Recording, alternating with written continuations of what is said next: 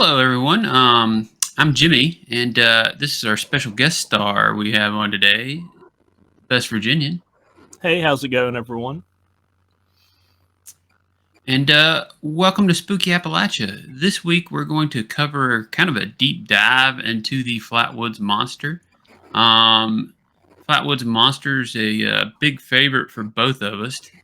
Best Virginian I decided to have on because he's the only other person I know that loves the Flatwoods Monster as much as I do. That is very And true. Yeah, I don't know. I can't think of anybody else that loves it as much as us. Um, I guess we both love it because it's one that's that happened. It's not very far from where either one of us live, and I guess that might be part of it. And Flatwoods Monster Braxy just looks pretty cool. I've got my Flatwoods Monster shirt on, and I've got Braxy right here behind me, joining us today.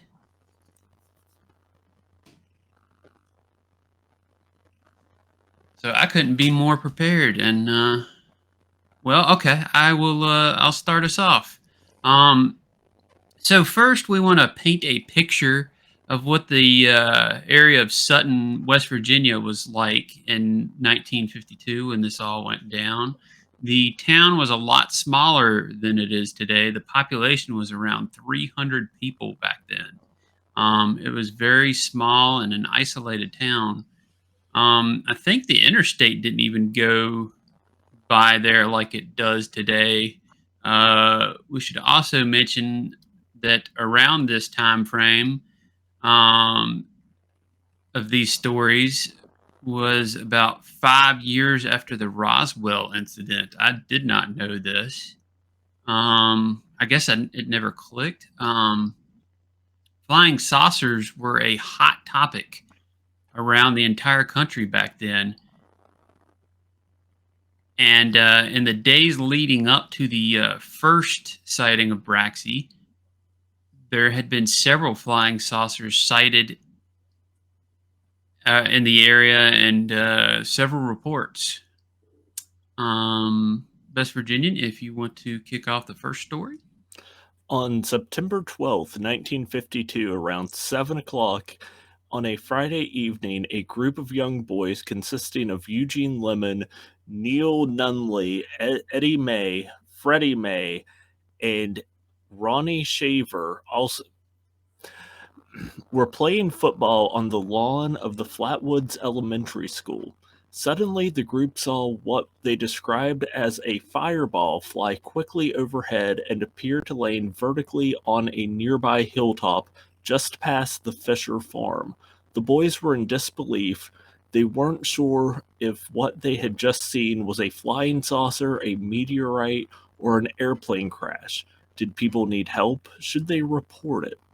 The boys ran to Eddie and Freddie's grandparents' house. Their mother, Kathleen May, was there at the time.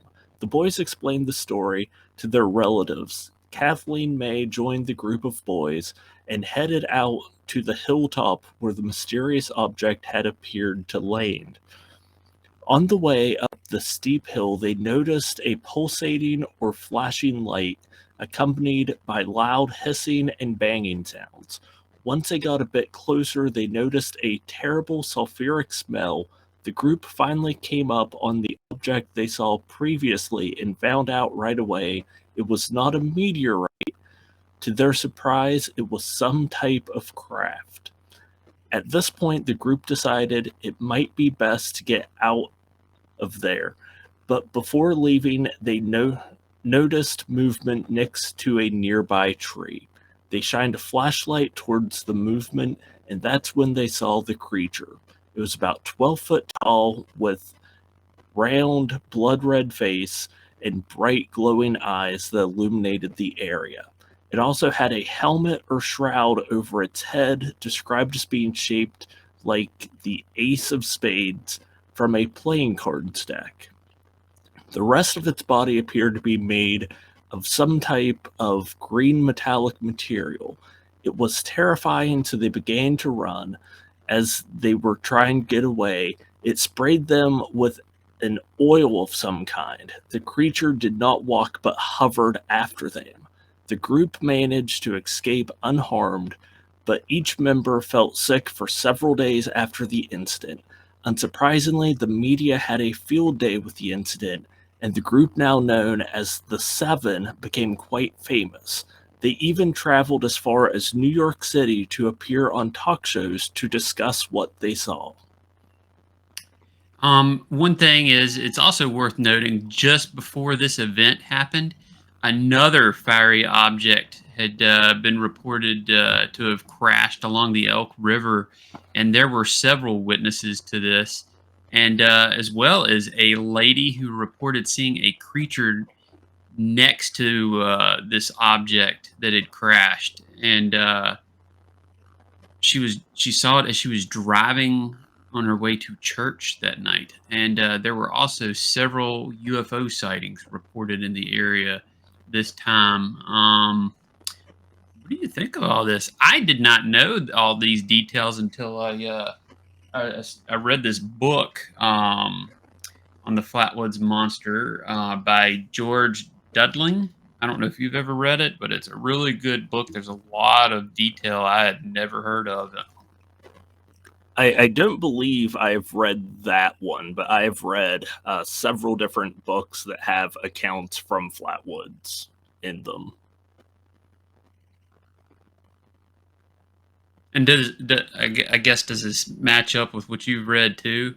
For the most part, the one detail is that was kind of left out of this account was just how much time was spent by locals and people coming into the area trying to find whatever this thing was.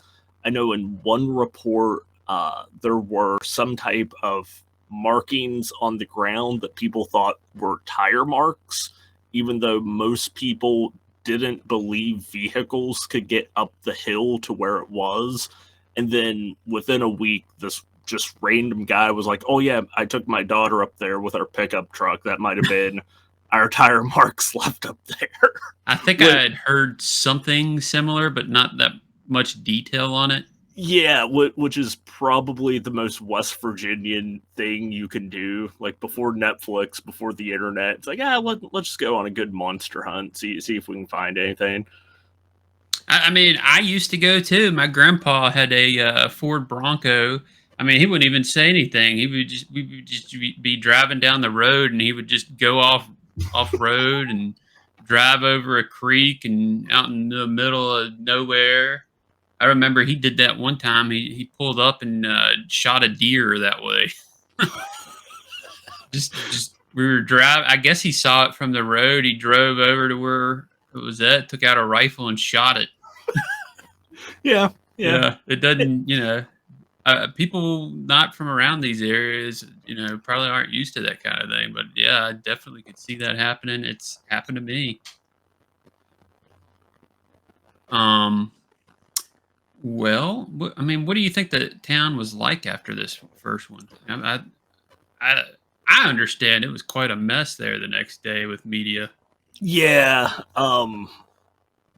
it seemed like for a good bit after this, because this was one of the first big UFO events since the Roswell incident, like you said earlier. Mhm. So there was a lot of professional media there, but there was also a lot of, at the time, you had the emergence of the UFO newsletters and stuff. So you also had a lot of amateur and kind of mid, not professionally recognized, but beyond amateur journalists there who also kind of descended upon this super small community.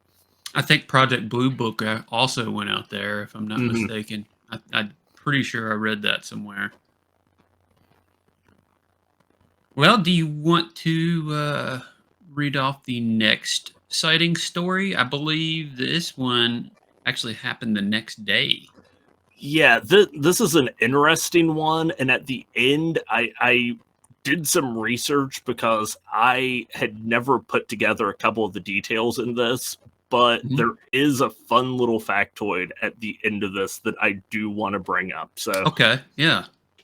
Our next story is said to have happened on September 13th, 1952, around 8 p.m. This is the day after our first story. George and Edith Snidowski? Snitowski. Yeah. Yeah. They're from New York. Along with their 18-month-old son, were driving through the rural area between Clay and Braxton County on Route 4. Remember that little detail. This is Okay. pretty cool. When their car suddenly died, it was dark and the road was deserted. That's when the couple noticed a strange glowing craft over the bank of the road near the edge of the woods. It was giving off a violet-colored glow. When they rolled down the window to get a better look, they noticed a terrible sulfuric odor.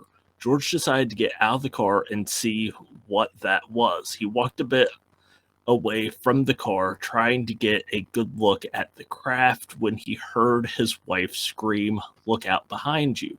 George turned around, and when he did, he was facing a menacing creature somewhere around 10 to 12 feet tall.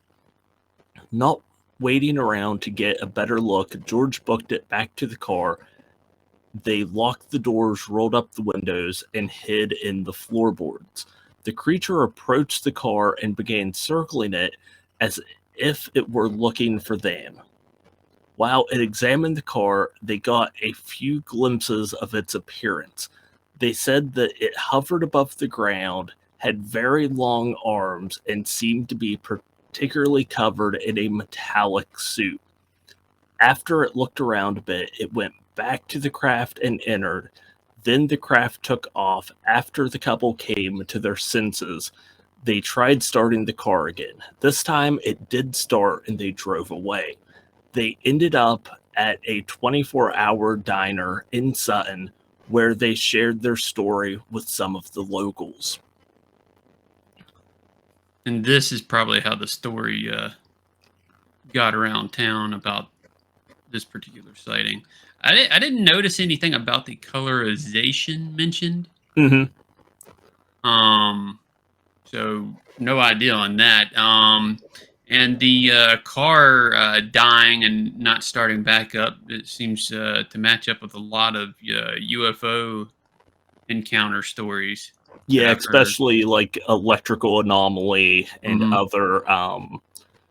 But the thing I didn't know that it was on Route 4 in between Clay and Braxton County. If you actually follow Route 4 in the Elk River uh, from Braxton County into Clay, the first community you will come across is Clendening in Clay County, which is where one of the first winged humanoid sightings occurred before the Mothman Hmm. um, event really took off. The two grave diggers that Oh, that initially one. saw, that was in Clendening, which is also right along the Elk River. I had never really put that together Did not before. know that. Yeah. So that's actually a couple hours away from Point Pleasant, actually. Mhm. Yeah. But if you follow the Elk River to the Kanawha River, And then then it's it a dumps straight out. shot right to Point Pleasant. Yeah. Yeah. Well, do we want to get on with the last one? Yeah. Okay. All right. So this last story um, did not come out until several years later, after the initial sightings, but is said to have taken place a few days before the original sightings of the creature. A resident named Audria Harper and her friend Betsy were walking to a store one evening in September. About halfway into their trip through a field between their home and their destination, Audria and Betsy noticed a ball of fire in the distance on one of the hills they were passing by. Harper dismissed it, assuming that it was one of her neighbors fox hunting. Um, when she glanced back, the fire had vanished, and in its place stood a dark figure about 3 times the size of a man. Terrified, the girls ran, but the figure followed them roughly for about a third of a mile. Um, After crossing a gate at the end of a clearing in the forest, the figure appeared to stop and not come any closer. And after getting to their destination, the women found a man with a truck at a nearby bar who offered to take them home. So this one did actually take place before the others, timeline wise. So it was this one was first, and then they heard about the stories, and then years later came forward with the story. The second one we read, I had heard it, I mean, different dates for that one. I don't know about you, but I've heard the day after. I've heard months after, and even a year or two. I've heard different dates for that one. Yeah, I think that one I've definitely heard. It definitely happened after the initial one, but it seems like it's kind of blurry exactly how late after it took Yeah. place. Let's see. Oh, I mean, I'd read a couple of things about a fourth sighting in the 80s. It's in this book. He didn't go into a lot of detail of it, but he said that almost the same kind of thing happened. A fireball crash lands. You see something that looks like Braxy, but then it turns into a wolf.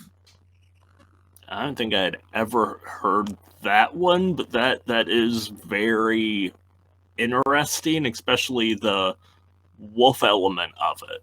Yeah, I thought so I too. never heard about that one.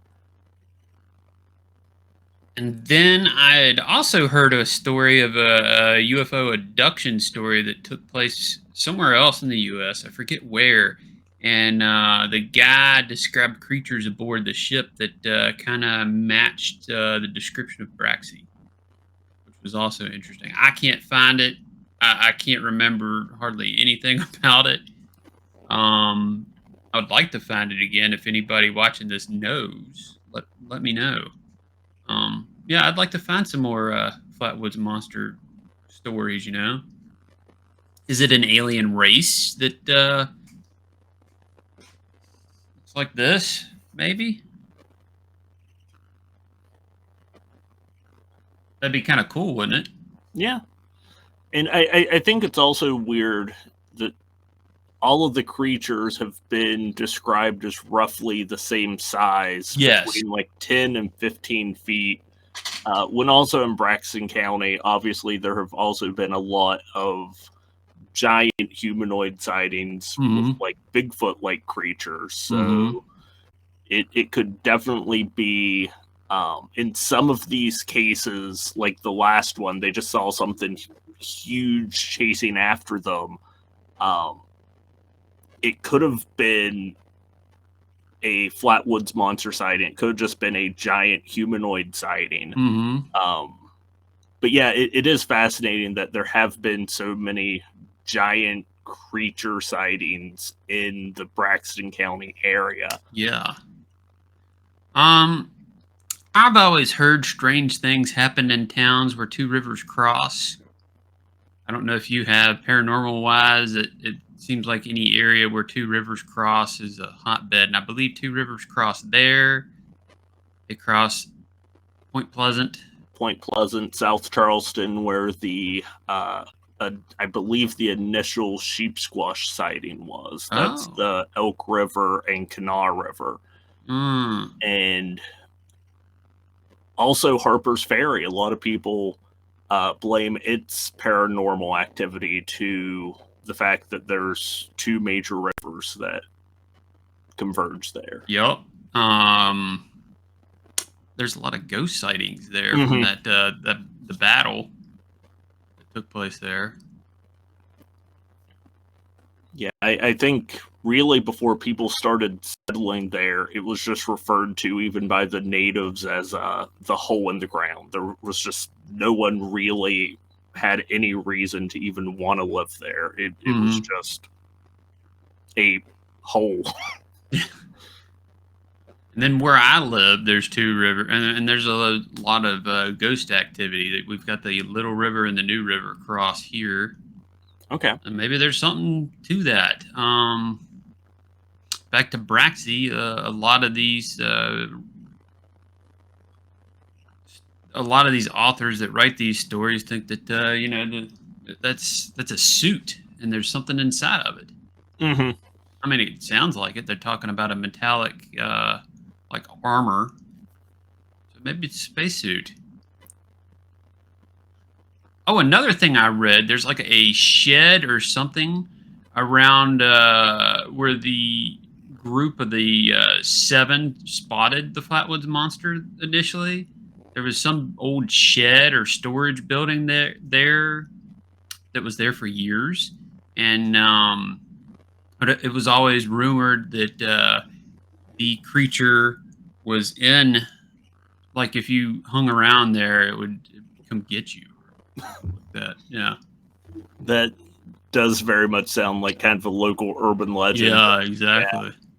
Whenever I was doing the tour at the Trans Allegheny Asylum, there was our tour guide said that there was a barn, I believe, on the backside of the property that was always said you shouldn't go near it because escaped patients would like that would be the first building they would come across and hide in. So, but yeah, that Yeah, where I live, it was escaped patients from the haunted St. Albans sanatorium, and we've got like two or three haunted bridges and a haunted castle even that's next to the New River, which I've got permission to go over there sometime and film that if the guy that owns it's having some health problems, but I'm gonna eventually go over there and film that. That's gonna be awesome.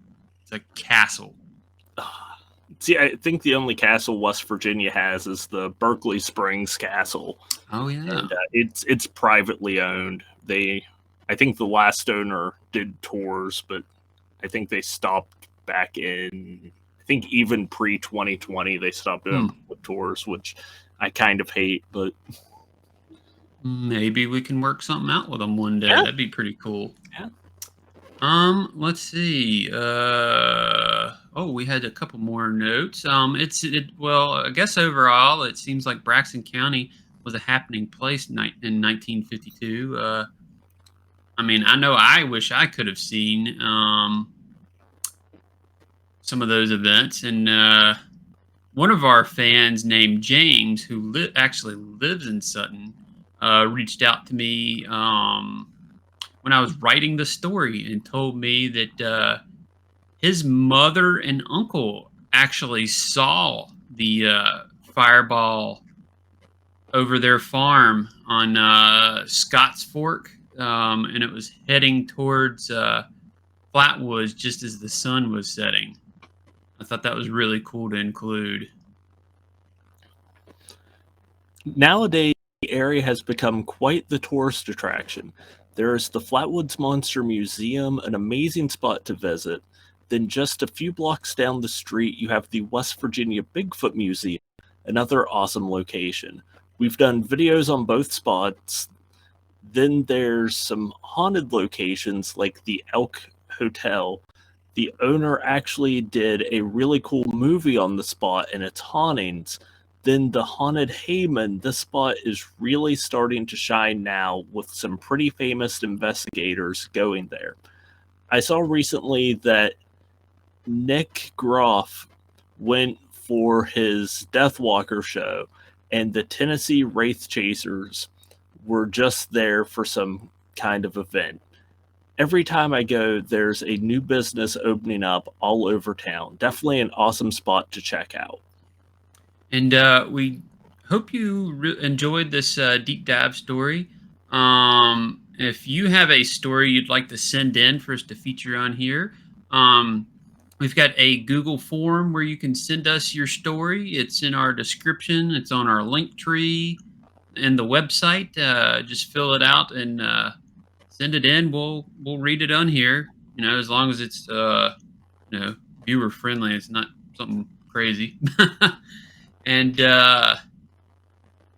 we'd like, again, be sure to check out George Dudling's book, The Flatwoods Monster. It was a really good read. I got a lot of this information from here, and the Flatwoods Monster Museum also helped out with this story and sent me some details. Big thanks to them. And also, thank you to our Patreons: Alvin, Charles, Danielle, Donald, Jeff, Jordan, Julia, Linda, Shannon, Taylor, and Werewolf Radar Podcast. Make sure to check them out, guys. And big thanks to West Virginian for coming on as a guest. I know you guys love it when we do a crossover with him. It was an honor to have you, as always, my friend. Oh, it's always fun to be here. I always love being able to work with you guys and just really the Appalachia supernatural community as a whole. It's always awesome. It is. I've met a lot of cool content creators, and I love working with all of y'all. And be sure to check out West Virginian's channel. He's got a lot of similar content and some West Virginia travel content. Go over there and subscribe. Let's get him up to 1,000 subscribers. He's not too far, guys. And we'll catch you all next time. Have a good one, everyone.